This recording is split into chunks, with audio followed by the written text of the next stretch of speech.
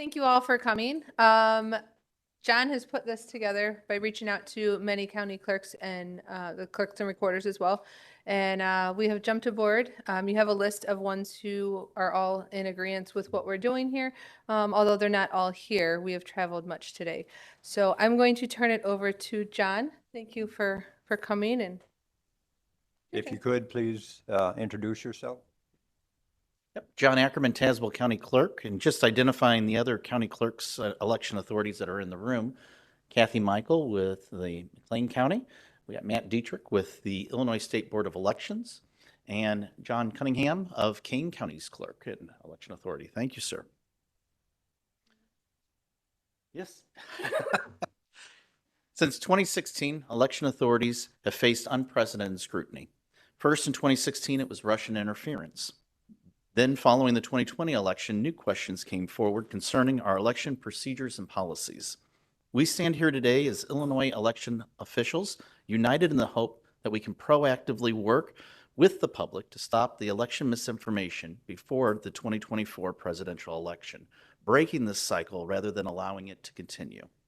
We stand united as Republican, Democrat, and nonpartisan elected and appointed officials in making this statement.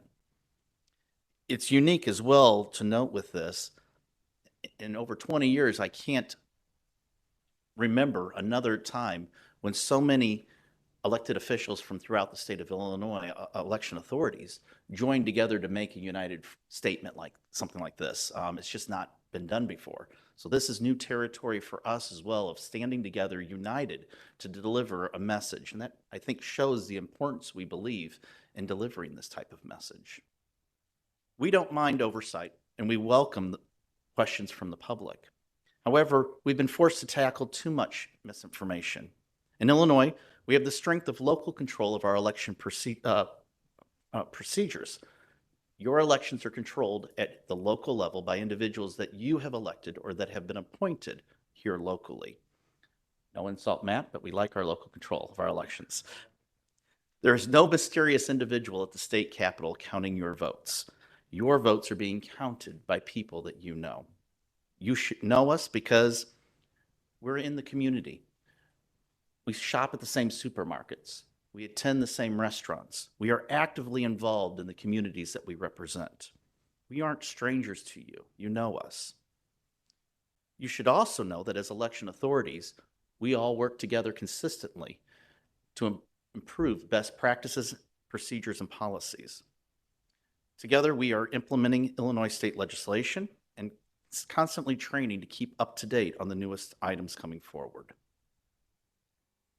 If you have any questions or concerns with our elections, stop in our offices and talk with us. We will answer your questions. We'll show you the equipment we utilize. We'll tear the equipment apart so that you can see for yourself how the equipment works. We want your questions to come forward. Better yet, get involved in the election process.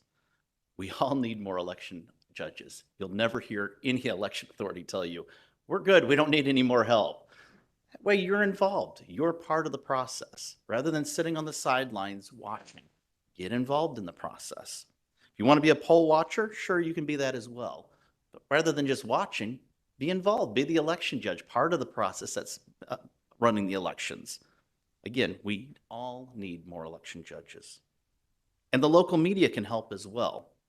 When you're working on a story concerning elections in Illinois, give us a call and give us the opportunity as election authorities to add to your research.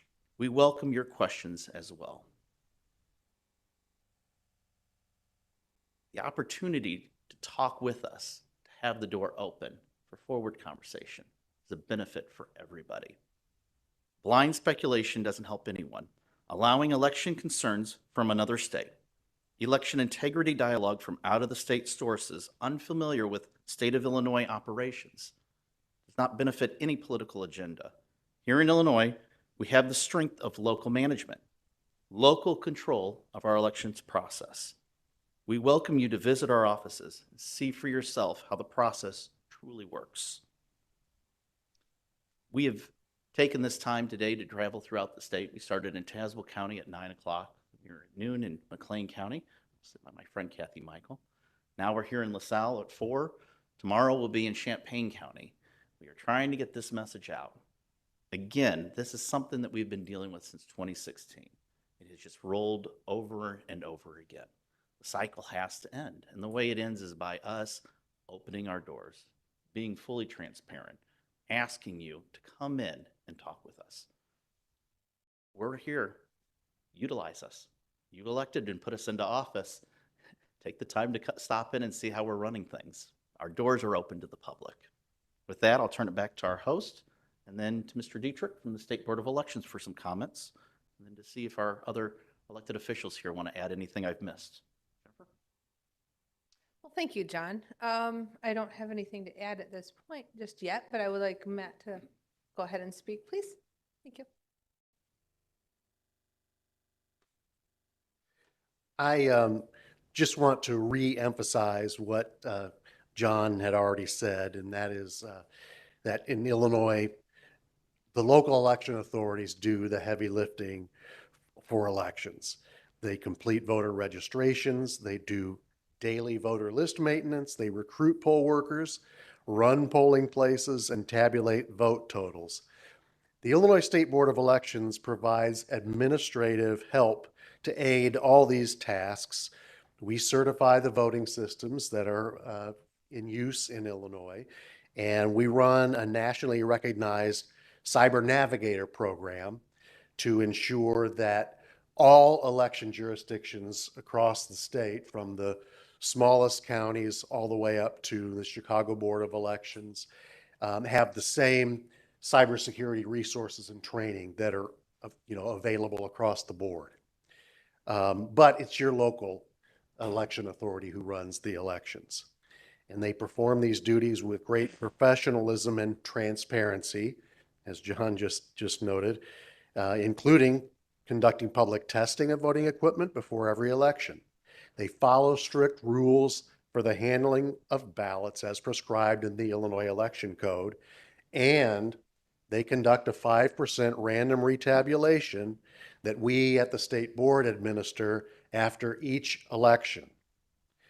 Election misinformation and disinformation not only hinders these officials in performing their duties, but it's also had the more harmful effect of needlessly eroding public confidence in the integrity of our election system.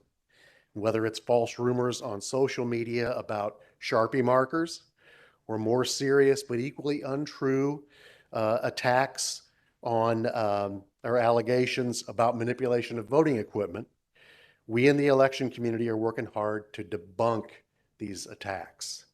So we urge voters to check our website, that's elections.il.gov, or the website of your local election authority for any questions that you have about something that you see on social media or anything about the times and dates of elections. We also, the State Board of Elections has a really strong social media presence, and you can find us at Illinois SBE, and I'd encourage everyone to follow that. You'll learn a lot about the voting process and about voter registration, lots of things coming up throughout the 2024 election cycle. So I'm glad to be here today, and as John said, we're really trying to get out ahead of this because the disinformation has to stop. So thanks for coming, everyone. Are there any questions from anybody?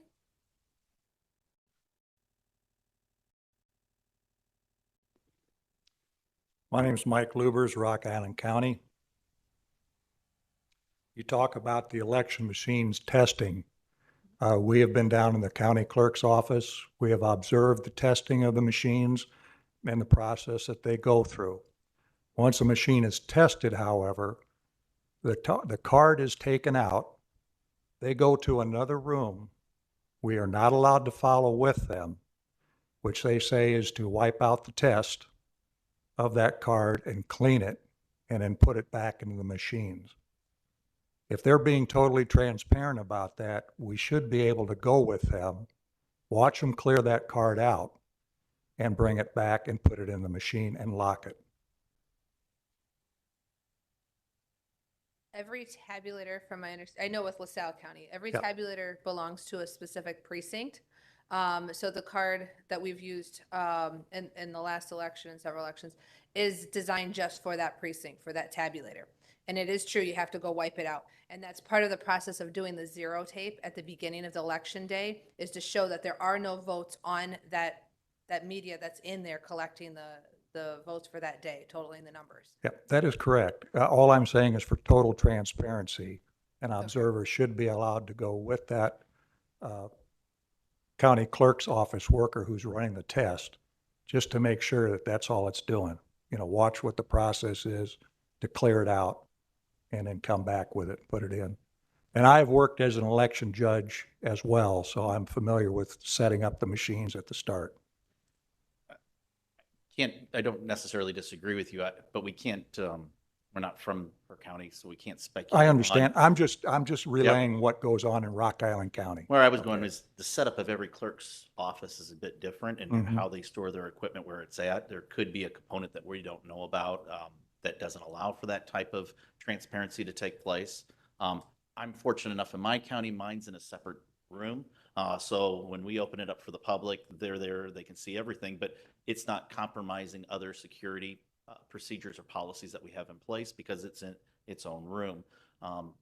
We all have different setups, again, layouts, so there could be a component of this that we just don't know from here right now of why that would be the way it is. Well, as far as security, we've already cleared security at the courthouse or the county building to get in there.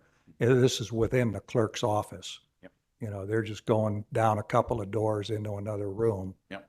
and doing the process.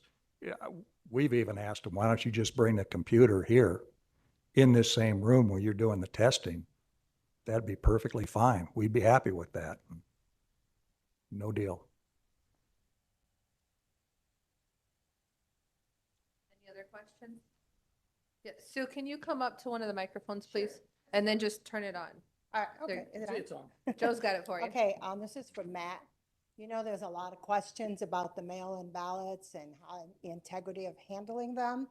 Do you work with the Secretary of State as far as auto registrations? You know, there's been questions about of course, with the new immigration process, there's been questions about who's getting driver's license, and we know along with driver's license, people get automatically registered to vote. Do you work with the Secretary of State's office? Well, we do in that we administer the automatic voter registration program, and we worked with them to set up the voter registration, the AVR program as it is now. Now, as far as the specifics, because this came up after the last legislative session when they started granting, they giving full driver's license rather than the TVDL I believe I've heard licenses. that. Now, okay, so that is a question though that you would have to, the actual, in the driver's license facilities, it's Secretary of State employees who run the AVR program.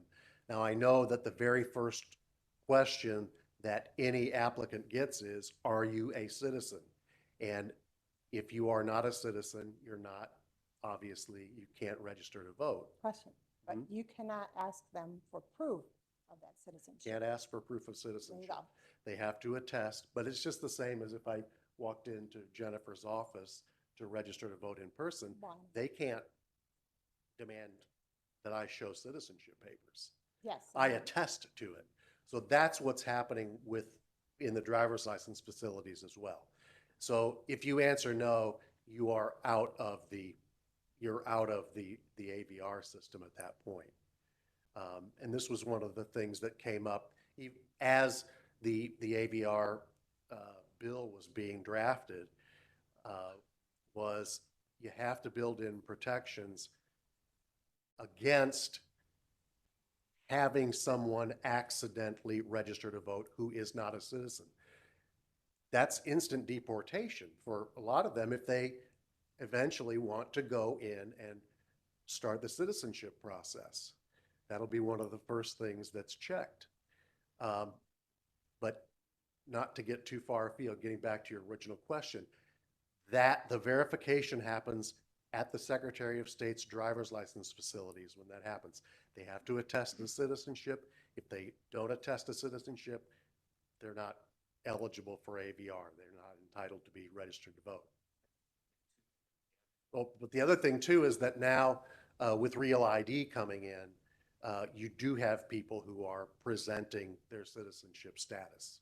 So that's going to eliminate that problem. But originally, a lot of the concern was that by registering people, someone with a green card who is here legally, but for whatever reason, accidentally says yes, and then goes through the process, that can cause them big immigration problems later. But your question would have to be addressed directly to the Secretary of State's office. We're basically a conduit. The data comes to us, and then we distribute it to the local election authorities. They complete all the registrations. The State Board of Elections doesn't do any verification in voter registrations, but we do get it to the people who do that. That was the component I was going to touch on is, again, with the local control, local management of the election process, the state board isn't adding anybody to the rolls, the State Board of Elections or the Secretary of State's office. They're completing the application and submitting that to our office. Our staff are the ones then that are doing that. We control those voter lists. We control it within your county. So if you have questions about the voter rolls in your county, they're open to your inspection. Nobody can add or delete individuals off except at the local level. Like you mentioned, you're a conduit for the information to be sent to us, and we are the ones that actually process it and put them onto add them to our voters list. I understand that part. It was just the idea of getting the proper rules in place or control. I know they had conversations with the last election about the Secretary of State going into Chicago and registering people that had no kind of IDs. I don't know. Maybe that was misinformation. Well, again, when it gets to the Valid. offices, we do get that frequently where it's missing some information from the Secretary of State. We don't add them to the list until we complete getting all the information that we require. So we frequently get additions from the Secretary of State's office, and then we contact the individuals to complete the process and get the rest of the information that is required. So again, it's that local management, that local component. These aren't any mysterious individuals at the state that are adding or deleting.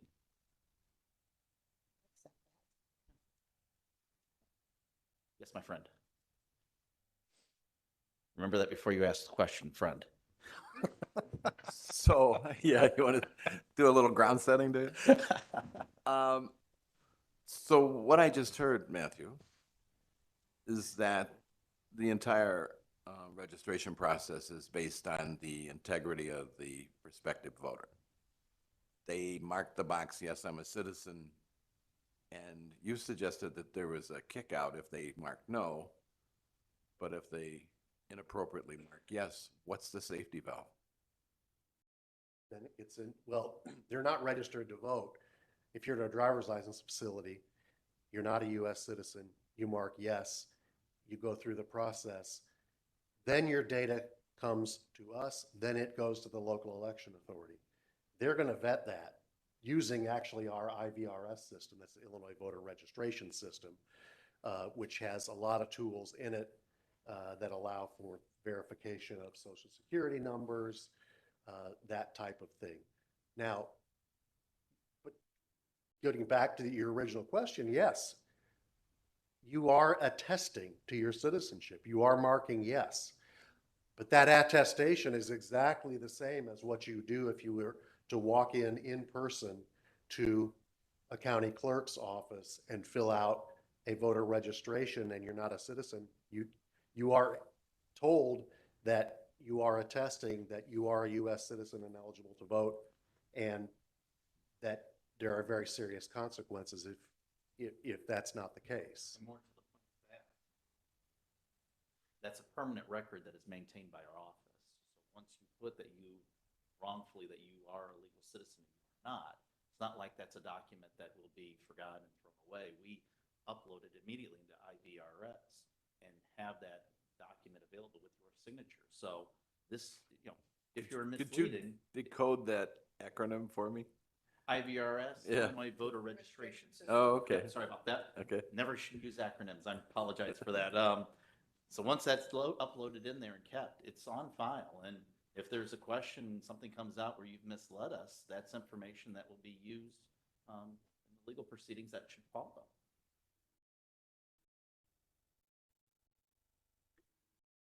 I actually have a question to your question and your question, and I'm a county clerk, and I should know the answer, but I really don't. Am I right? Correct me if I'm wrong. This might not go over too well, but that's never stopped me. I think we need a more improved voter ID program in Illinois. We don't have it. So now we've got to abide by the laws ourselves. So am I right to say, tell me if you stop me, you don't have to say anything, of course. So I'll say, well, what if 50 people get paid off to come in and register to vote, and they don't care if they're deported or not? We don't have any control over that, do we? I'm not putting you on that, but am I right to say there is no real way to stop somebody from doing that unless they want to go to jail or they want to be deported? How many of those people really want to? And yet they have the opportunity to do that. And that's where we stay on our legislators. Good luck. I love them all, but you have to stay on them to change the laws. And that's the hard part. Otherwise, we do our due diligence and we can't say, I don't think you're a citizen, so I'm not giving you your card, buddy. And well, we can't do that or we're going to go to jail. So it's a trust thing. And I always just have to say, are 50 or 100 people paid off? Not saying it couldn't happen. Maybe even in smaller elections, and I won't mention any counties because I love people north and south. You pay somebody $50,000, they'll risk deportation. But again, how often does that happen? And I'm rolling the dice that it doesn't happen very often, but I will work to change these laws that we have to show better ID, and then we don't have to worry about this. I'll just give you a very brief, they know I won't be brief, we've already been to 2 sessions, but I'll try to be brief, about disinformation for us in McLean County that started happening about 2016, ISU. Great kids, great students, and we get a call, and then we've enhanced our system for protection because of things like this. Call comes into Vital Records. That call should have never go into Vital Records. That's a red flag. So now we have one specific number that the calls for elections better come into, or we know there's a red flag. So that's one thing we implemented. But we got a call. You're out of ballots at ISU. They can't vote. Kathy, you're out of ballots. I go, we all looked at each other. Well, we can't be out of ballots, and we didn't check to see where the call came from. We now check to see if it's from an election judge and they have an identifying password that they have to prove that they're a judge. And this is what we're trying to get with the disinformation. I said, well, let's run some ballots out there. I know we're not out. Well, it hit the newspaper. It hit social media. Kathy Michael, McLean County Clerk. My 97-year-old mother, when I first got elected, said, don't embarrass the family, dear. And so, of course, she saw that. She goes, you ran out of ballots, dear? I go, no, Mom, we didn't run out of ballots. And so by the time we clarified that story, how many students and others that vote there at Bone Center were discouraged from voting? And that's what's happening more and more now. They want to stop you from voting. And why? That's the question. So who are you? Where are you from? Are you just a bad actor? We don't have time to look into that, but that's why we're doing what we're doing. We got to stop this disinformation. Somebody's trying to keep you from voting. And that's why we're here, and we're going to continue to stop that. So I finally, because I think it's an interesting story, but I went to buy some supplies for the county after the election. And this guy I don't even know, he's checking me out. It says McLean County. He goes, oh, you're Kathy Michael. That's too bad you ran out of ballots at ISU. And I go, where did you hear that? Which press? He goes, no, I heard it on Reddit. I had never heard of Reddit at that time. So that was another opening. We now have social media monitors. And they sit there and watch social media all day long as they can to see these messages and try to get ahead of that. So we've been doing that since 2016. And the media we've worked so well with, and we're doing that now too, and they're working great with us. They don't run with a story now because they know I'm going to get mad at them. That really won't bother them any, but it's like, don't do that. They know to call us. If you don't believe me, we'll have a Republican or a Democratic judge that can verify that story, because I could be lying. Oh, there's no problem here, sweetie, when in fact something happened. And they know us by now because we've built our reputation on that as well. So that's why we're doing this, getting all these ducks in a row, and that's where you just being here is such a help. You're on it. And to your question, we don't have the answer for that. I'm guessing I want to believe that everybody's honest and everybody does a good job here because we all know each other. Our election judges, we've grown up with them half the time in McLean County, and we want them respected too. But always question, which is what you're doing, and that's what we want. I'll shut up now, but we appreciate you guys being here.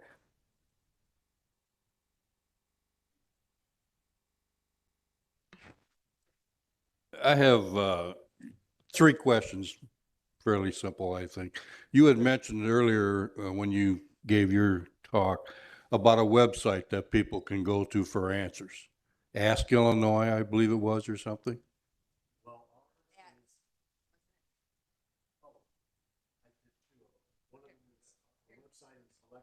elections.il.gov. And Right. Oh, I'm sorry. One is elections.il.gov. That's our website. Right. Our social media accounts are all at Illinois SBE. So Facebook, Twitter, Instagram, YouTube, that's where you'll find us if you search for at Illinois SBE. AT, Illinois, SBE. Yep, the at symbol, Illinois SBE. All right. And especially, we've been really active. We have a really good social media director, and she's been really good on Instagram, especially, if any of you are on that, she had some really good animations about the voting process and voting machines and that sort of thing. But that's a good place where, if she picks up on something, sees something in social media that is incorrect, either accidentally or intentionally, you'll see us posting out that, no, this is the correct information here. Okay. And then you also mentioned there was a lot of disinformation out there. Can you give us some examples of what that disinformation may be? Well, I can go back to 2016, where there were several things that were found on different social media, one of which was text blah, blah, blah, blah, blah to vote for candidate X. Vote by text. You can't vote by text. The intention of a post like that is to get people who want to vote for that candidate to think they're voting and then not show up on election day. So that's one example that came out following the 2016 election. Some of the benefits of the State Board of Elections that we see is that the roundtable exercises that we have at our conferences, where they set up scenarios for us and have us as a group work through them in advance. One of the ones we just had at our training in Mount Vernon just last week was, what are you going to do if somebody posts on social media that your polling place had a disaster? And I won't name what type of disaster they brought up, but it was a very serious disaster that would have stopped voting at that facility. What is the story's already broke in the local media that polling location shut down. How are you going to fix it? Well, immediately the answer was, I want to have a good relationship with my local media. So they call me before they run with that story, before they put that story out there. Then I want to have a press conference set up right at that polling location immediately so that I can get the media there to film that this was frivolous, that this polling location is open and available. The key to these roundtable discussions, these scenarios for us to work through, is now I know when that happens in my county, hopefully never, but if that should happen, I already know how to react. I don't have to take the time to try to invent the wheel. It's already been invented. I just need to remember how I did it. Another one they ran through a few years ago, if you thought through natural disasters, what are you gonna do if a tornado hits one of your polling locations? What do you, well, this last election, I had a tornado come through on election night, just as my election judges were gathering at my tabulation facility. My EMA director walked out in the parking lot where I'm parking cars, and that's my job, is directing traffic that evening. So I'm directing the traffic, and she comes up and she goes, the tornado siren's gonna sound in a few minutes. We are going to need to take cover. How do you want to handle this? Well, because we had the tabletop exercise with the State Board of Elections, I immediately knew what to do. We immediately went into action. As soon as the siren sounded, stop. This is what you need to take with you, but everybody get into shelter. This is how we're going to handle it. It rolled. She even laughed and said, seems as if you've been through that before. And I said, well, in a training exercise, yeah. So those types of, the State Board gives us tons of scenarios that they've seen throughout the nation of disinformation, misinformation. How are you going to handle this? And that's that training that we as a team are receiving that allows us to be able to react to scenarios then when they come forward. And it's a wonderful relationship with the State Board of Elections to provide that type of training that if we didn't have the State Board, we wouldn't have that ability to have those scenarios or that oversight of what's being seen in other facilities throughout the nation. So just trying to give some other examples of things that could happen. Well, and Kathy's example of what happened in the election where somebody puts out on social media, no more ballots at Illinois State. You never found the origin of that. It was probably somebody, it could have been, it's either someone got there and misunderstood, but it could have been intentional where someone just wanted to keep students away. So they put that on social media.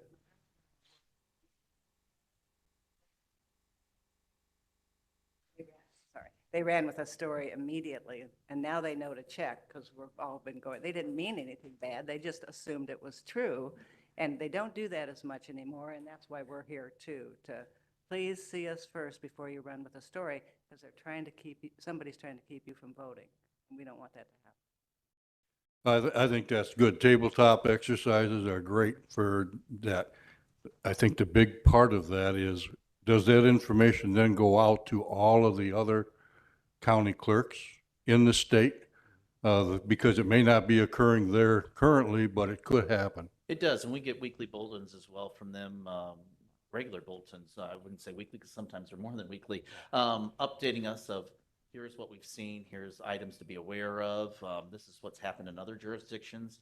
They never really say which jurisdiction it happened on, but they will tell us if it happened within the state of Illinois or outside our borders, telling us different levels that we should be on for alert of activities that could harm our elections or just items that we need to be aware of.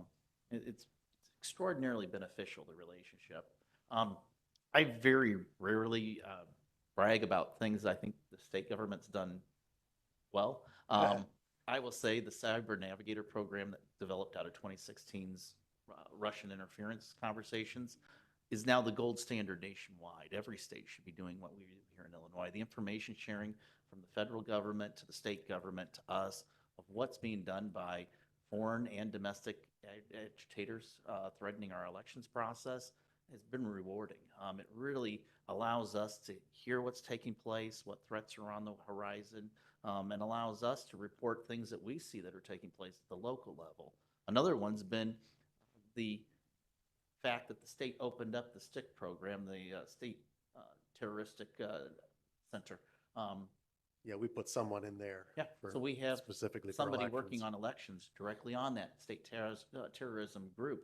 So they really are watching out for us, letting us know, doing information on the searches on the dark web for items that are out there, any information they've got about threats to our election processes, and then making us aware, sharing that information. We hear all too frequently about government not sharing information. The way the state has handled this is information sharing 101. And again, it's the gold standard that every state should be utilizing. Right, and that's good information. STIC does a great job, I think. I'm aware of that, so that's good to hear.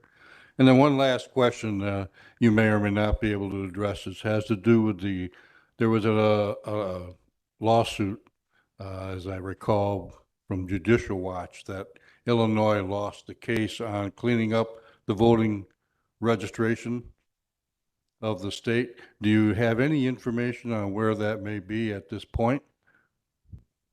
I'm not sure exactly if what I'm thinking of is exactly what you're talking about, what you're referring to.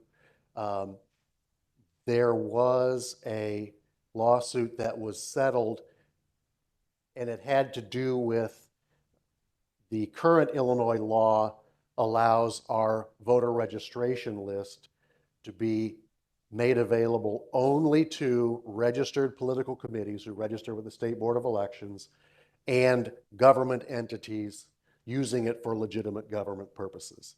So we're very stingy on that. A lot of other states didn't have those restrictions.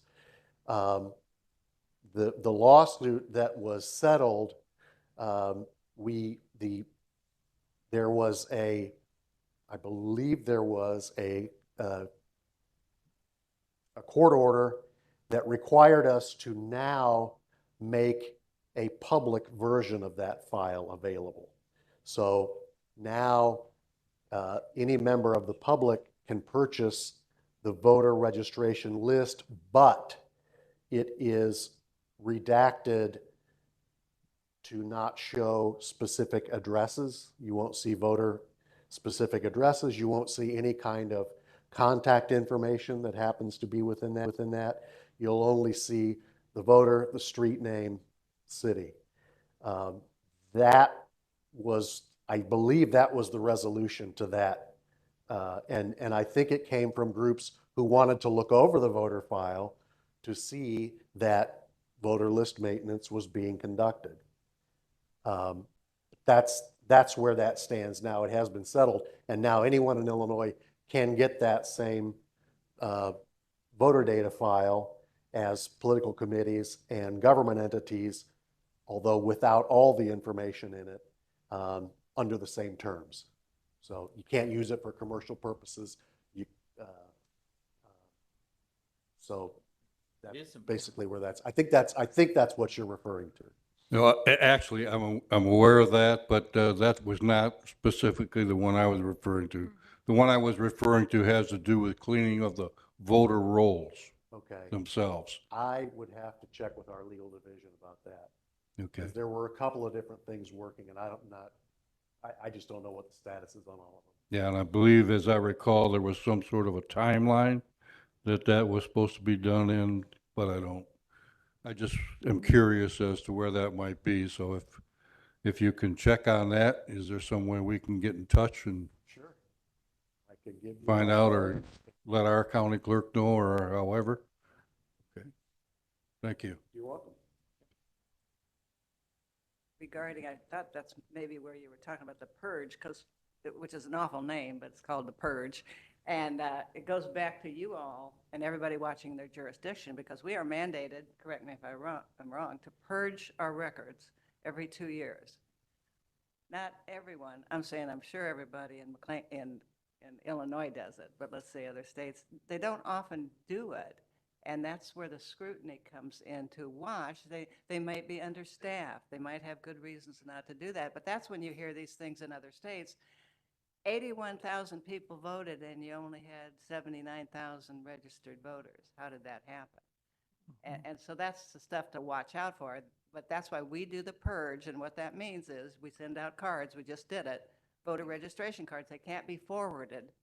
And they come back to us, and we investigate every single one that comes back to us. We've got a team that does that. We find out, did you just move? Did they die? We go through we have a gentleman that we call the Terminator, another bad word, but he goes through the obituaries and all the things like that.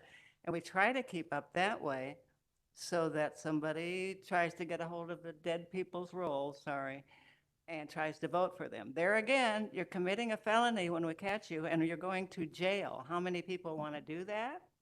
But how many people are willing to risk it, especially in a close race?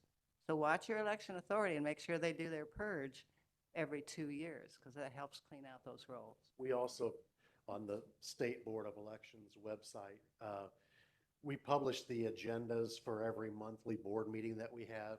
And within every month's agenda, we publish a list of voter list maintenance activity from all the jurisdictions, how many new registrations, transfers, cancellations, all that. So you can look at that too as well on our website. It's under the About the Board section of our site. Just look at any recent agenda and you can see every month there's lots of activity going on everywhere. I'd like to touch on that real quick as well. The public, a lot of them probably don't know that the voter rolls get cleaned up on a daily basis. Your roll is not going to be the same from day to day, week to week, month to month. It's usually within a close proximity of numbers until we do the purge and things like that and get that verification back. But it's constantly, every day, we have on IVRS, Illinois Voter Registration System, where we get these, they're called buckets is what we call them. And so they're different things, you know, people who have passed away, people who have moved out of your county, maybe they've registered in another county, so we have to take them off our rolls, we have to verify that. People who've moved into our county from another county, we have to verify that. There's lots of verification that goes on through this IVRS system. So you might pull a precinct list 1 year and then you pull it the next year. Well, wait a minute, there's 2,000 more people or there's 2,000 less people. It might because there might have been a subdivision put in, there might have been, you know, people moving in and out. Usually they stay kind of close, but I mean, I haven't been in here that long, but that's just what I've seen so far. You know, they're never the same. You know, I've had people ask me, well, I want a walk-in list that was from the primary of 22. I can't give that to you. Our rolls have been cleaned up. People have been taken off. People have been put on. I can't give you the same list that you got in June of 22 or even November of 22 or for that election. I have to give you what's current in my system now. And I believe that's the same throughout the whole state. So when people say, you know, cleaning up the voter rolls, it's on a daily basis. And there's times where my voter registration lady, she's got a couple things in the buckets, you know, not a lot too. There's days where she's got full buckets all over the place and she's working her tail off, you know, for 3 days straight trying to get these done and processed the way that they need to do. Because not only does she print them out and do her process, but they have to be checked by 2 different people in the office. One person checks them after her, and then it goes to another person and they check them. So I know in LaSalle County here, that's the process. I can't speak for everybody else's county, how they do it exactly, but I do know that it's 3 people that look over these before we accept somebody new or a change in our system. So I'm, like John was said, transparency, come to my office. You know, I'm more than willing to share what I can with you. There are obviously certain things that are security that we can't give out, but we will do as much as we can. Your question? Thank you. Yes, I just want to say thank you for being transparent here today and having this press conference. As a citizen, I appreciate that because I don't see this happening that often. So as a citizen and legal voter, I appreciate that. Just a couple questions for a couple different people. Matt, if you could address, and this may help you, I didn't get your name, but there's a couple lawsuits that have been going on, and one was recently settled.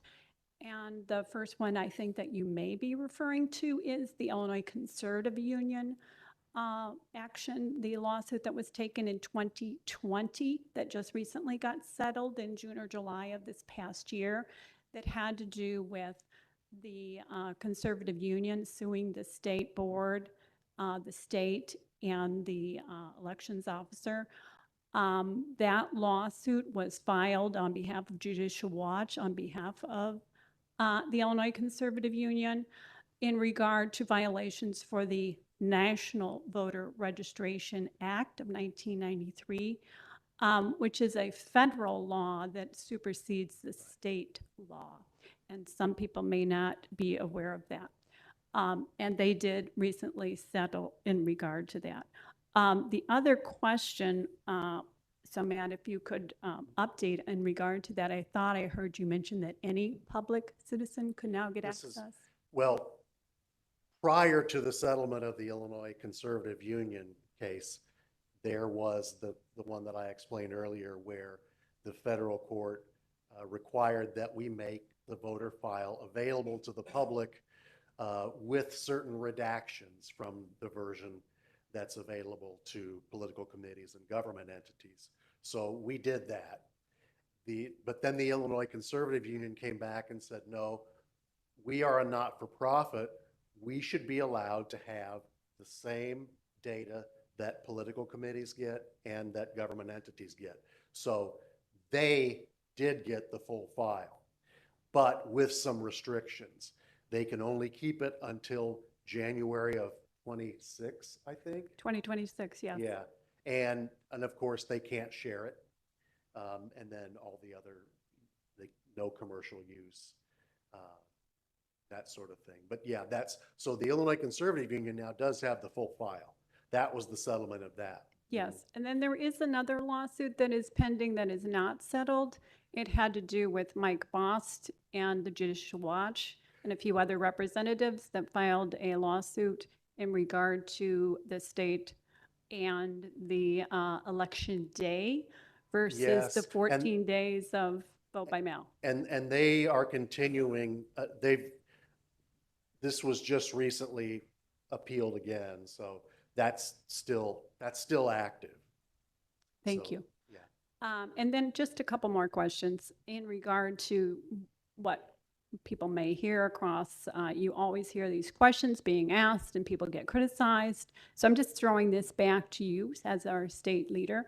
You always hear, are the machines connected to the internet? What is your answer on that? No. No, it's- No, and no. Yeah, it's not allowed in the state of Illinois. I've taken the time to tear my equipment apart for my vendors help me so that we can show the public. Your refrigerator, your home is probably smarter than the equipment I utilize because it's got a receiver in it. So it can receive and transmit information. Ours cannot. Ours, each election have to be physically inputted the information. We have to reset it every single time. It's not something that we just on my smartphone tell it what to do and it does it. There's no receiver or transmission equipment in there. And it's inspected before every election and following every election to make sure that it has not been tampered with. The components that you would need to get to in order to install something like that have 3 different layers of security seals over them so that we know if anybody's been messing with our equipment. And that is inspected both before and after the election to make sure that those seals are still intact and in place. It also has to be pre-certified by the State Board of Elections, so they've had the time to look over and make sure that it's following state statutes. There are states that went to live transmission. There was a movement before 2020 of states moving in that direction. What we've seen is actually a reversal. I commonly hear people say, we need to go back to all paper ballots. We've always had them in Illinois. Every vote is placed on paper ballot so it can be audited. Frequently hear as well, you can have a barcode on a dollar bill, we need to be able to track ballots. We have that in Illinois too. We can tell you exactly what precinct and where exactly the ballots are coming from. Now, we can't identify it to the person, but we can track those ballots to where they're supposed to be. Our equipment is even set up so that, at least mine is, where you put the wrong ballot, try to run it through the wrong, opposite equipment, different precinct, it won't accept it. It'll reject it. All the ballots are programmed separately so that they can be identifiable. So, yeah, that's one that I hear often as well. Is you can hack this, you can transmit onto it. I know I can do it, and you can't. We've torn the equipment apart and shown there is no way to be able to do it without physically getting in there and inputting the information. To do that, you'd have to break the security seals, which we'd be easily aware of. I think the additional question that always is a follow-up to that in many people's minds is in regard to the poll books, because the poll books are also becoming more electronic, and people are asking, are those certified? Are those tested? And are those connected to the internet? Well, the poll books would just have, at least mine have, just dead data on them. We upload them before the election with the voter list. That's all the poll book is there for, is to verify the person. We actually have paper copies that we send out in addition to the poll book. So they have the paper one to go back and reference to. I don't know why you would, I guess that is something that has transmissible abilities because it is downloadable. So that is something that could be, but I don't know what benefit you would gain from doing that when it's just dead data. It's already publicly available information. If you come in and ask for the voter rolls for a precinct for many of our offices, we'll give it to you. That's exactly what's on the poll books. Kind of goes back, I always found this funny. We all know the story about we were hacked by the Russians. What most people don't know is that if you follow the rest of the story, they stole the file, but it's the same file. If they'd come in and said, I want your precinct list, I would have given them the file. It's public information is all they stole. But the fact they stole it, it scrambled the file. So they ended up with his address, his name, and his voting history. How they read that file, I don't have a clue in the world. But again, if they'd come to the office, any of our offices, it's information we make available to the public. Yeah. So to say that that impacts an election, I don't know how that would when it's publicly available information. And just another question for Matt, if you would, in regard to cyber navigation. There's been a lot of discussion in regard to Albert sensors. Can you address that for us? You know, I'm not the best person to explain in detail about Albert sensors. And I'm sure someone in our Cyber Navigator program could explain that in more detail. We do use them. It is a security enhancement, but I can't talk with any authority about them. Okay, and then I don't know if you saw the recent. Nancy, real quick, if you want to reach out to me, we'll talk about that. I'll see what I can get you. Beautiful. And then one other question, because this also just recently came out in Gateway Pundit, was in regard to First Network. Are you aware of that article that basically said? No. No? Anybody? No? What was the allegation or? Well, the allegation was in regard to a network system that obviously machines are connected to the First Network. Oh, I know what you're talking about. And it's not, so the state of Illinois, and it's not the First Network. What is the, Illinois Century? Thank you, yes, Illinois Century Network. That is something that we have tied to since the 2016 election and that hacking. The state spent millions of dollars to run secured fiber optic lines from the state capitol to every election authority so that we are completely tied with one-way secure confidential transmission equipment for our internet access. All election authorities are hooked up to that and utilizing that throughout the state, and that is the Illinois Century Network. It is just the incident where the Russians were able to hack was because it was public broadcast airwaves. It wasn't a secured line. So by using this secured line when we transmit information back and forth, that takes care of, eliminates that internet, that threat that it had existed. As far as the information being transmitted, it's when we use IVRS, which we've mentioned, the Illinois Voter Registration System, when we're uploading information onto that, when they're transmitting to us threats and bulletins for us to be aware of, it utilizes that network. As far as vote information, voting machines, those aren't hooked up to that at all, other than poll books would be for downloading from IVRS. But your tabulation machine, none of that stuff's ever hooked up or live. That's where I meant they're pretty dumb pieces of equipment. Really think of the old grocery store cash register with the pull. That's basically what a tabulator machine is. It's just counting the circles and only the circles that are fed into it. Again, too, for peace of mind, paper ballots are required for every vote that is cast, and those are run through those tabulators. So we get the retab that he talked about that is mandated, 5% retab. Some of that is vote by mail equipment. Some of that is polling locations. Some of it is early vote. It all is broken down, but we have to take those paper ballots that we said came from that equipment and rerun it back through and prove that that election result stands firm. If there was anything like that where stuff was being mysteriously uploaded, there wouldn't be a paper trail to support it. So the 5% retab would be catching incidents like that and sending up red flags. We also have to, after the election, upload your vote history.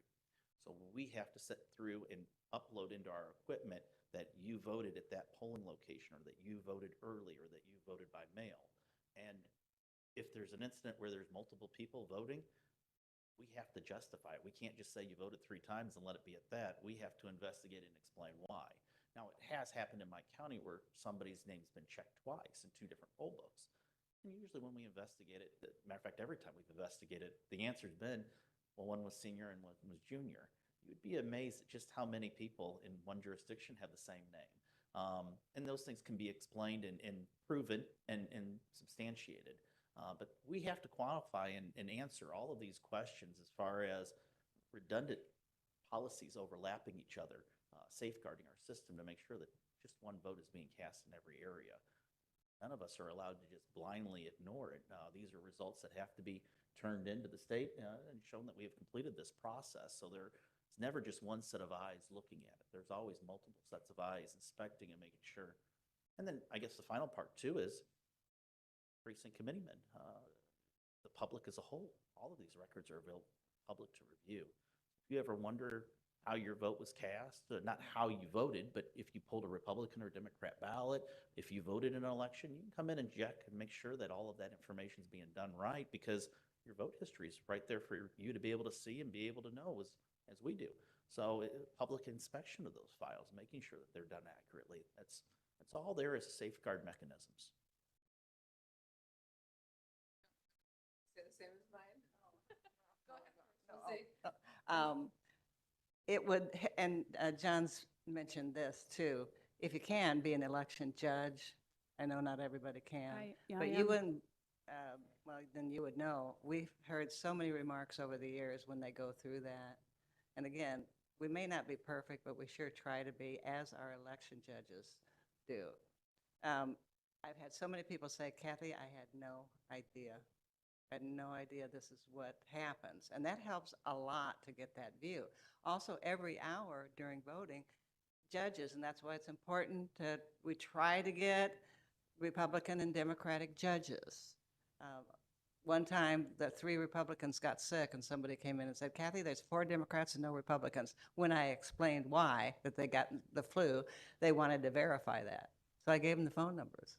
And they called them. So they know I'm not lying, just loading up with Democratic judges. But that's, again, something to keep checking.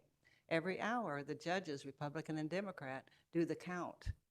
Sometimes I get busy and do it every 2 hours, but then that's another checks and balance too. But one thing, bear with me, and I don't mean to be insulting, but here's what some of us go through, and I am not complaining. But I'll have folks, well-meaning folks, come in and say, Kathy, you're live, your machines are live, you just don't know it. And I go, they're not live. And Kathy, we really like you, you're really nice, but they're live. I said, I'll open the machines up. You can come in, we'll show you. Swear to God, this happened, nicest person in the world. And the media called me about this, and they didn't run with the story, they were just trying to verify. Where she said, after you close up the machines and you put them down in your locked area, people get in there and load them up and make them live. I don't know how to answer something like that to a very reasonable, nice person. So that's kind of what we deal with too. We want to be nice, but we sure want to set the record straight as well. But you never stop checking us either. So thank you. If I may ask Matt one last question. I was going to add to John's real quick because she didn't touch on my point. Okay. So with the tabulation, the pre-tab and the post-tab are given to us by the state at random, and the public is welcome to come and watch those. So as he was saying, Mike, right? Mike, as Mike was saying, you know, they go in and they take the card or media, whatever it is, and they wipe it. It's because we're given so many ballots for the precinct, and so that everyone's kind of, you know, it's making sure it's reading every bubble that could be tabulated for the election. And then we have to take those off and zero them out so that when it is election time, all those, you know, test ballots, as they're called, aren't adding up votes for anybody when it comes actual election time. So then the 5% after the election that's randomly selected by the state, we don't know which precincts they are, but then we have to take those ballots and we have to feed them through the same tabulator so that the media, you know, counts it up and it's the exact same as it was at polling day, election day. And if it doesn't match, we got a problem. so, and the public's welcome to come to those. Oh. Okay, sorry. My last question for Matt. You probably heard and read all this in regard to a national movement, but 9 to 10 states have already pulled out of ERIC. I don't know if you're getting a lot of complaints from a lot of different groups, but I'm just wondering what your input is on Okay. Illinois and ERIC. Well, Illinois is required by statute to be a member of ERIC. So unless state law changes, we're going to be a member of ERIC. Now, we believe that if you want the most accurate voter rolls possible for your state, ERIC is your best friend. And I really don't understand how the same people, because I field FOIA requests and things about ERIC, the exact same people who a couple of years ago were expressing so much doubt about the accuracy of voter rolls in Illinois are now the same people who are demanding to know why we are remaining in ERIC. Because, and I'm sure that any of the clerks here could tell you, there is no better resource for tracking potential duplicate votes in different states. No other organization is going to give you the kind of data cross-matching that ERIC has.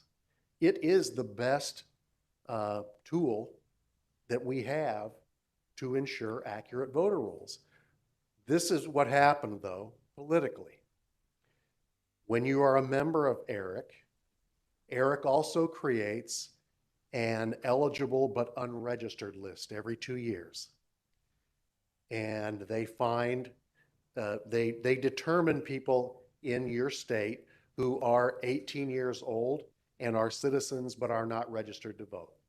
And then they send notice to them and say, if our records indicate that you may be eligible to register to vote, if you are 18, if you are a U.S. citizen, please be aware that you can register to vote.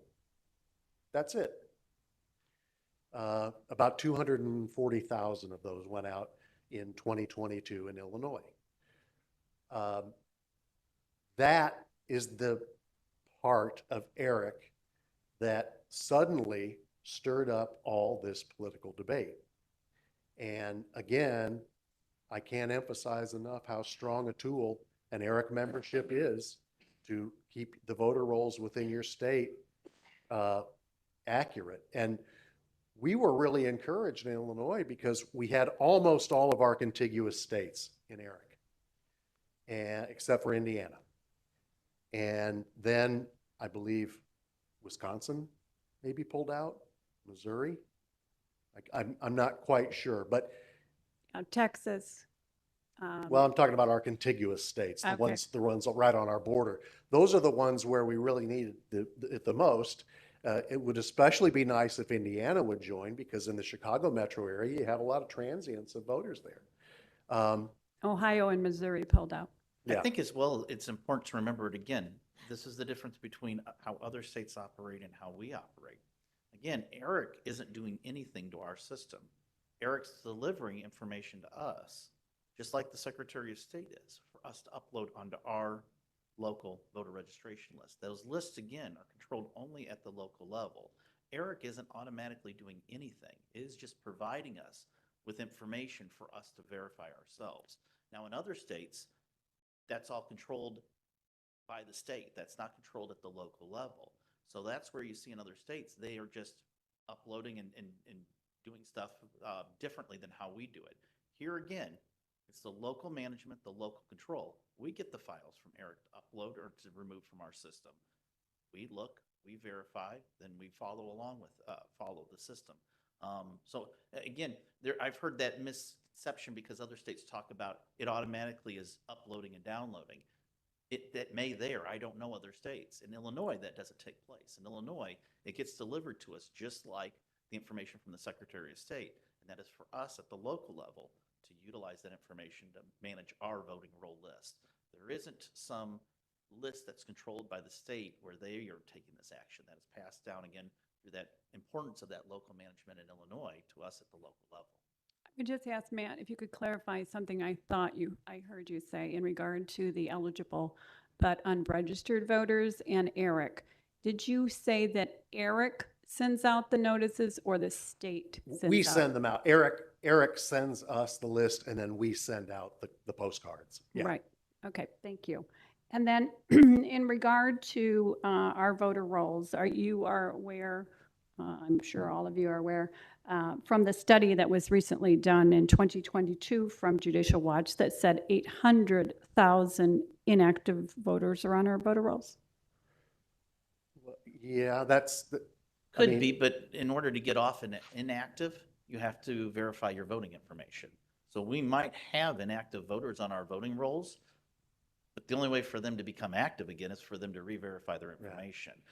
So there's a little misnomer that just because they're inactive, somebody could utilize their vote and vote for them. They can't without re-verifying their information that got them registered in the beginning. Sometimes we move people to inactive because a case is pending for them to be removed. We just haven't received all of the information. I know of one in my county that is inactive and has been that way for quite a while, and that's because we can't obtain the death certificate from the state of Washington. If we had Eric that would help us with the transmission of that information, we would be able to get that, but the state of Washington isn't releasing that to us, and thus I can't legally remove them. So we have them on the inactive status. I think something you'll find as well, something that's not been really advertised, because of the state's rollout of requiring us to mail to all registered voters applications for vote by mail before major federal elections. It used to be for consolidated and federal elections. Now it's just for federal elections. But because of that, it's costing us now to have all of these additional names on our list. So we have a financial stake at the local level to make sure that our voter registration list is as lean and efficient as possible so that we're not our own budgets running them up with this new mailer that has to be mailed out. So there is pressure on local levels to make sure that our voting lists are as accurate as possible.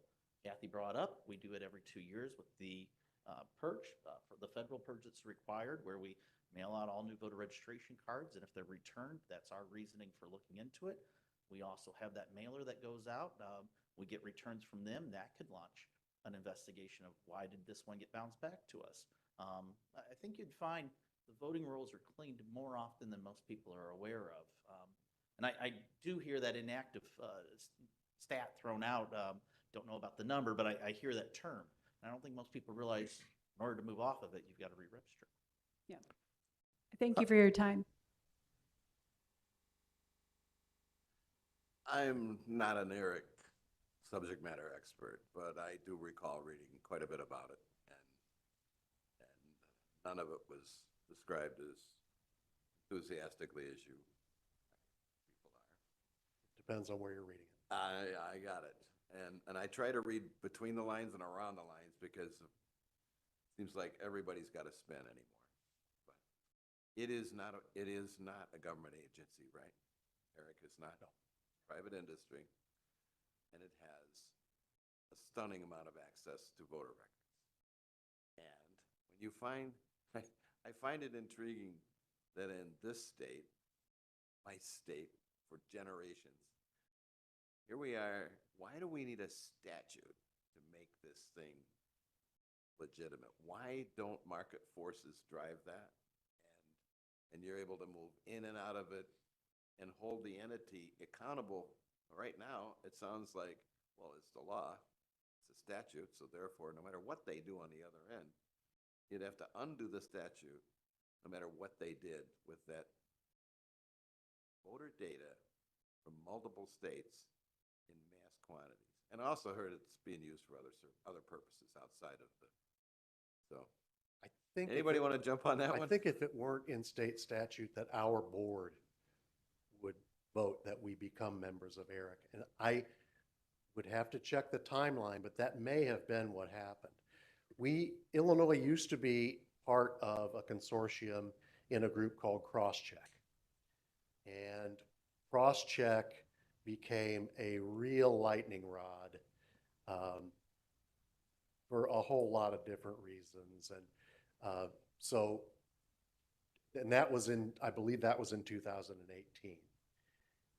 And at that time, I believe we pulled out of Crosscheck and joined ERIC Because the state was sued. over Crosscheck. Yes. But I do think that if there were not, because the statutory requirement came after we pulled out of Crosscheck. But I believe we were already members of ERIC before they locked it in through statute. I think if it weren't in statute, if they repealed that, I believe that our board would vote that Illinois remain an ERIC member. It's just the tools that it gives the election authorities are so robust in identifying potential voters who have left the state, potential double voters, deceased. I'm a bit different than some of my peers on how I handle this, but the statute says that we are to mail an official letter from our office. And if that item is returned, then we can use that to start the process of moving, of changing their eligibility, their vote status. The item I mail out for vote by mail registration, the card I send out, is an official item from my office. So we utilize them when they were returned to clean our voting rolls every single year then. It was every single year. Now it's going to be every other year again because it's only for federal elections. That's not the same in every jurisdiction. But you would be surprised by utilizing that technique. I guess I'm just old-fashioned. I live in my same county I was born in. I really haven't moved all that often. I have the feeling that everybody does that. I was amazed at just how transient of a society we've really become. Between the November election and the primary, the consolidated election, I had over 5,000 residents move in and out of my county. When we redid our, cleaned our voting rolls because of the vote by mail mailer come out, that's how many had moved, 5,000. I'm like, where did that come from? That's only in a few months. But we really have become much more of a transient society. And if we don't have a system like ERIC that is telling us when somebody is moving, you're supposed to call your election authority when you move and let us know that you've moved. What we find is that in the process of moving, nobody remembers. So that lets us know that you've registered to vote in a state that is within that system. So that helps us proactively keep our vote rolls cleaned. We would find it again when we did our next purge in 2 years, when we mailed out that card and it got bounced back as not forwardable. We would have found that out. And again, the main misunderstanding I hear often is that ERIC does it automatically, and they're not. They're delivering the information to us, so then it's just information that we're receiving and taking action on. So I will say I haven't seen as much of a concern. The part you bring up about access of private firms' access to information, I'm not going to speak on that because I think that's different, and I'm not going to say that I don't hold your concern with that, that I see what you're talking about. As far as how we utilize it, is where I'm saying I feel safe and secured with ERIC just for how it's been delivering information to us. To your point, John, we talked earlier about motor voter registration. In our canvassing, we found a lot of people who had not updated their voter registration, had moved. They'd gone in and done and changed their addresses and stuff on their driver's license. Now, is that kind of tied together where it should automatically pick up that information and then send it over? I believe that's information we'd receive from the Secretary of State's office when they update that. Yeah. So that would be information, like she mentioned, we call them buckets. It's just information files that are delivered to us. Right. That should be in an information file then that we would open up and that we would verify again that the information is accurate and process it through. And we found that in some of our canvassing that had not taken place in Rock Island County. Second thing, well, go ahead and answer. Okay, so I have heard, and I don't know which counties exactly, But I know I've gotten a couple calls being new, and, hey, you have a timeline to get these buckets done. Oh, okay, so I didn't even know some of them were on me to do out of my office. So I had to walk through the steps of learning that. But as through conversations with, not necessarily Matt, but other people from the state in regards to the buckets, there are some counties that are behind on doing their buckets. So that would be a situation where, it's on the local control. Once again, clean up your road. It's local, Yeah. We had, local. we had found a lot of them were just within a few months, but we did run across a couple that had been almost a year, that they had not been checked. A second thing that I was going to bring up, there is several pieces of legislation down in the legislature right now that is looking at ranked choice voting. What kind of a headache is that going to be for you people? Well, the legislation that has been filed, and I've been at all of the hearings to hear the discussions that have taken place. It's the discussion point only. It's been filed for debate and for us to have a discussion. But the operational component of it, how it would work, at what point do we stop redoing the election? Is that 75% when a candidate passes 75? Most states, when they do this, it's when you cross 50%, but some are below 50%. At what point do you stop that? None of that has been spelled out. The committee itself has told the County Clerks Association that it is purely for discussion, that they understand that it can't take place at this time. What I will say, one of the funny things out of the hearing was, one of the parts of my thing was, be careful of out-of-state experts because they don't understand how things work in Illinois. The committee had an expert from Colorado there to speak about how ranked choice voting is working. And the expert said, I've looked, and in Illinois, over 80% of your counties are ready to go today. And the state board and I looked at each other, and the state board walked up a few minutes later and said, in Illinois, there are only 36 counties ready to go today, much lower. It was a misunderstanding. They knew the companies' names, and they just thought, well, those companies can deliver the same product.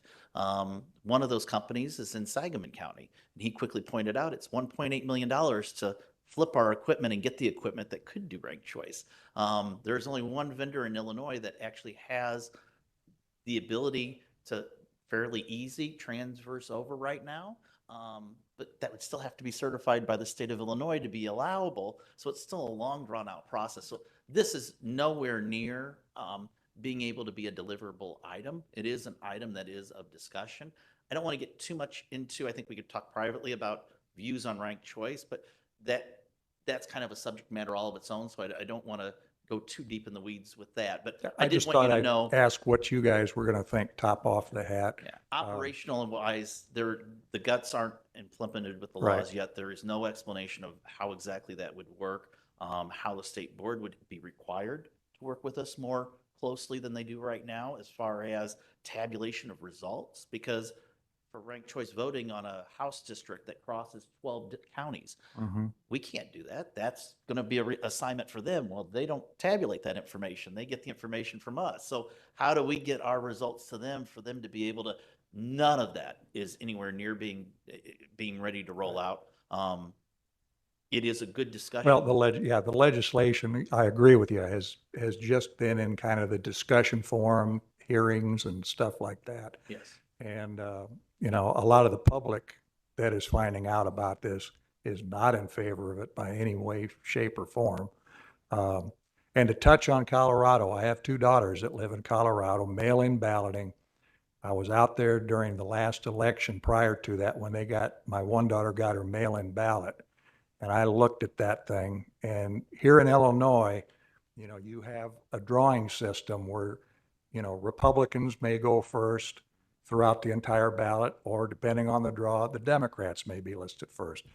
Colorado has at least a minimum of 5 political parties that are eligible to run in that state, and none of them are ranked. You can look at one race, and you're going to have one party at the top and go through, and you go down to the next race, and the one that may have been in the middle is at the top.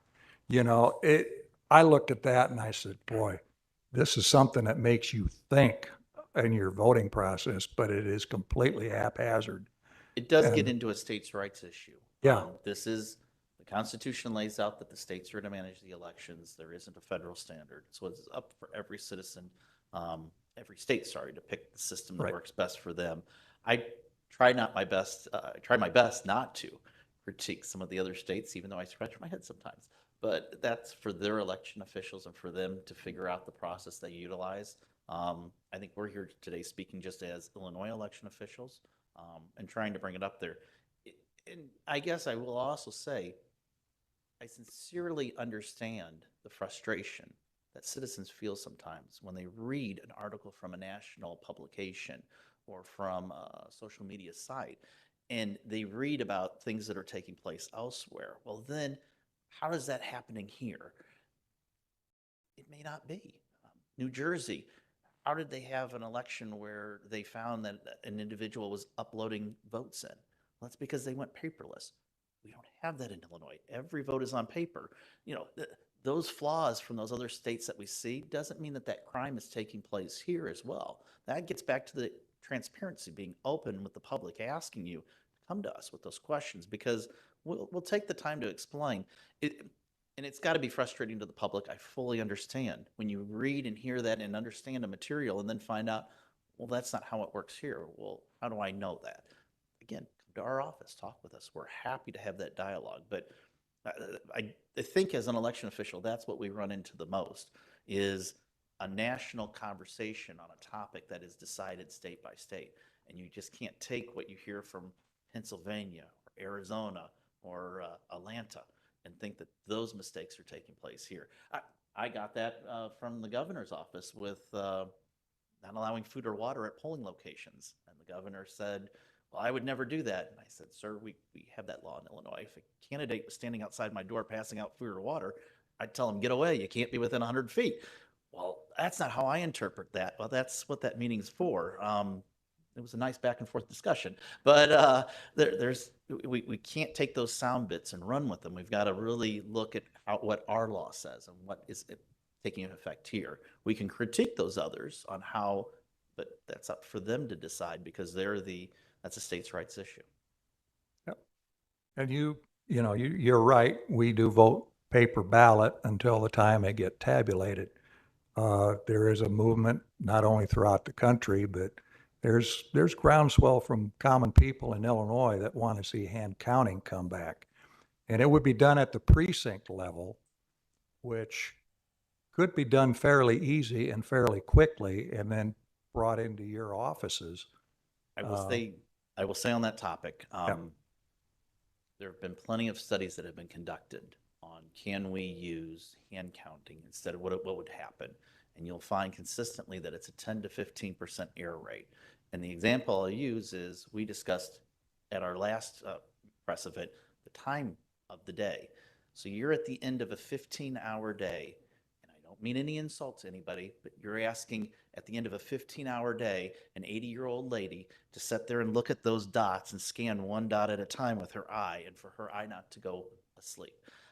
I don't think we allow surgeons to work that long.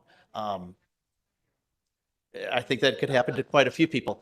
What we found happens with the Optiscan dots is that you just start to see the dot and think that you're actually seeing it. And it's just human error that takes place.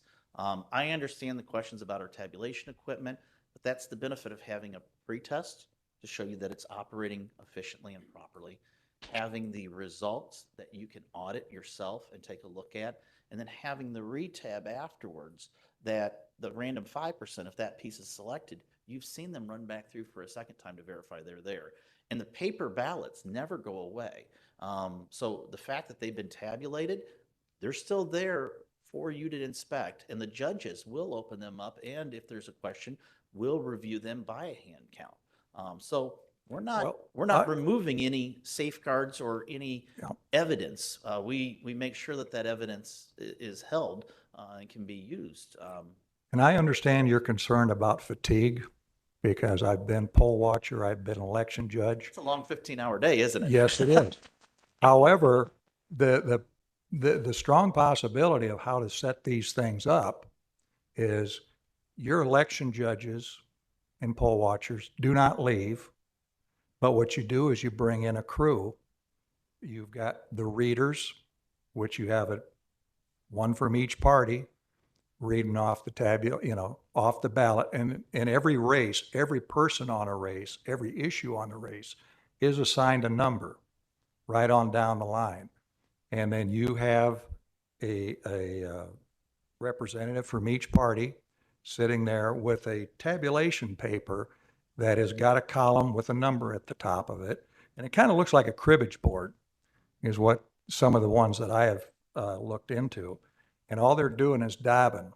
And they can stop at any time and say, and double check to make sure the Democrat and the Republican are fine on their tabulations and same through. And then they go through, every 100 or so ballots and double check as well to make through on that. And that's one system I've seen as well, one suggestion. But the problem with it lies in that I'm already in my county, and I'm not that much larger than LaSalle. We're fairly close in size.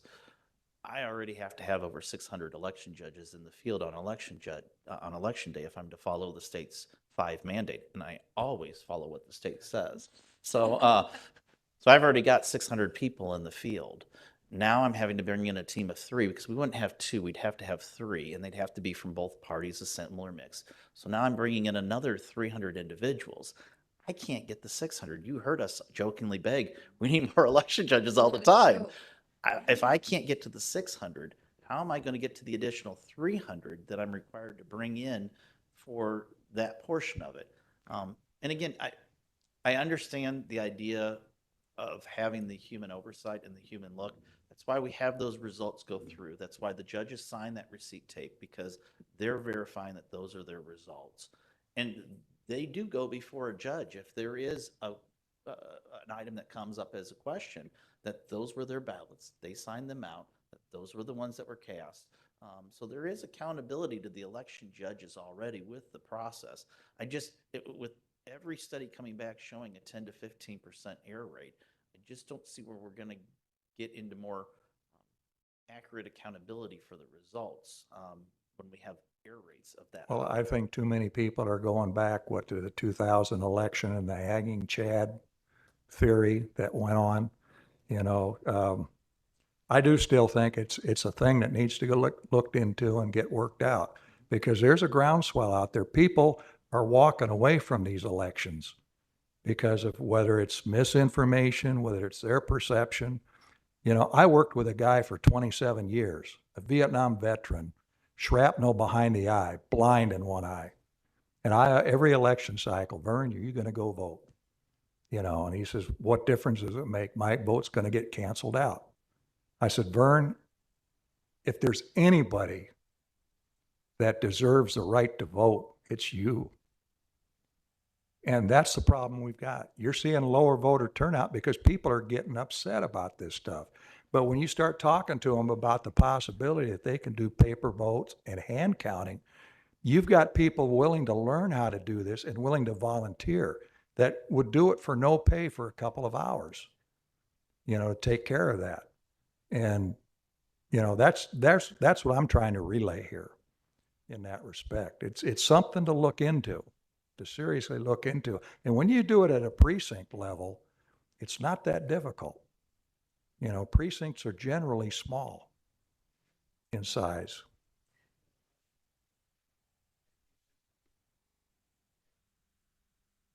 Australian ballot. Well, I was counting ballots then. And we had to, I don't know if you remember, but the state legislature failed to reapportion. So we had a ballot, the Australian ballot, with 200 and some names on it. At the top, it said Democrat, Republican, so you could vote rate ticket. So you had to go down and pick your candidates. There were certain areas that went for 2 years without a state representative because Plinio, the weatherman, and Stuyvesant, all the people with the names ended up going to Springfield. Okay. It took us 14 days to count those ballots. In those days, your precincts were only 600. They're now 1,300. So that makes the job much more different. And you got a chance. I have 1,500 election judges that are in my jurisdiction. And I would say you got 1,500 chances of human error. So there's more chances of human error. And all this stuff that you're hearing about voter fraud and that, I can tell you probably in most of the election people that I know, there's not voter fraud because that's intentional manipulation of ballots for an individual or another person. And it's almost impossible with our system, as fragmented as they point out it is, to get that done unless you have a big conspiracy. Now, actually, there's some allegations that Donald Trump is innocent until the day that he's proved guilty, okay? But there's some indication that there was an attempt for voter fraud there, or at least conspiracy. Donald Trump will never be able to be found guilty of voter fraud because no one was able to do it. So to me, that makes, to me, that instead of being a negative thing, that lets me know that we have a hell of a country here in our voter system when the most powerful person in the country, in the world, cannot manipulate ballots. So basically, I also saw a study where the cost of recount one election authority about the same size as by the time, I think it was 156 days. I don't know if you saw that in election line, but there's 156 days it took it, and it would have cost $1,800,000 to get staff to do that. And I'll tell you this, those judges and people you find work for nothing, send them my precinct or my county. I need them. Can I cover another thing with you too? Now, you said that at your place they're taking the ballot or taking stuff and moving it from one room to the next. Is there not a Republican and Democratic judge that's coming? This is during the testing of the machines at the county clerk's office.